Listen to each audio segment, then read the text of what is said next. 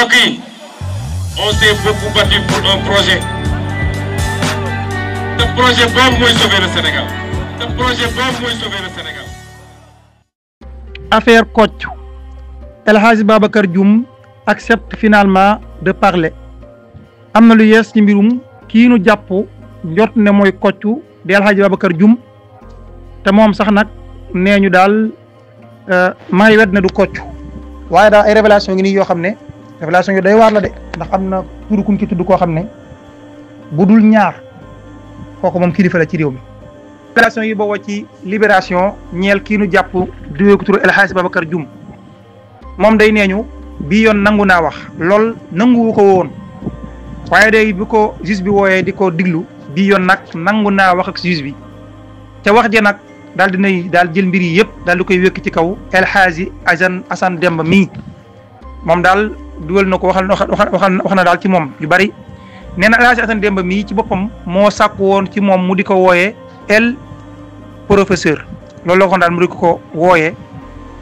maam daal bu ñu daan waxtaanee daal mooy daal moom moo ko xoon daal dema wooyee lii el professeur ba tey itam daal ne ñu ci téléphone am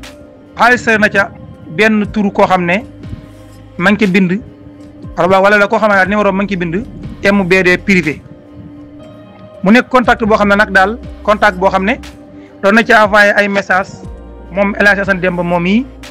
ak itam ku ñu wax Mame Boye Diao ñu ne El Hadji Assane Demba ci boppam ginnaaw bi nu jàppee Kocc mi moom El Hadji Assane Demba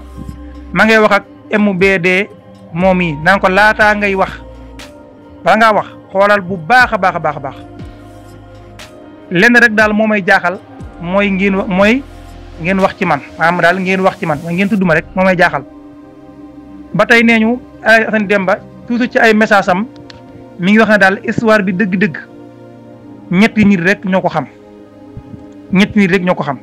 ñun nag ginnaaw bi MBP boobu wala boog MBP boobu di MBP privé boobu mi ngi koy wax ne ko li ngay def wóorul bi mu waxee loolu El Hadji Assane Demba kon tontuwaat na ko boro fii dara xewu fi man duma asaaloo sama life maanaam daal duma daal yàq sama àddina sama dund ñu ne nag diglu woon nañu ko ñoom enquêteurs yi moom Assane Demba mii waaye dafa daal di kon déchargé Mame Boye Diao moom itam ba ñu ko woowoon ci police itam dafa daal di kon défendre boom daal ne mbir yi yoonam nekku ci waaye daal li libération bind moom day mel ne xaw naa luus loolu bu dul ñaar daal moom Mame Boye Diao mi ngi ci wax daal xaw naa doy waar lool ci ni ñu waxee daal mel ne ay jokkalante ne ñu amoon na ci diggam ak maam El Hadji Assane Demba moom yi te jokkalante nag daa xaw a lëndëm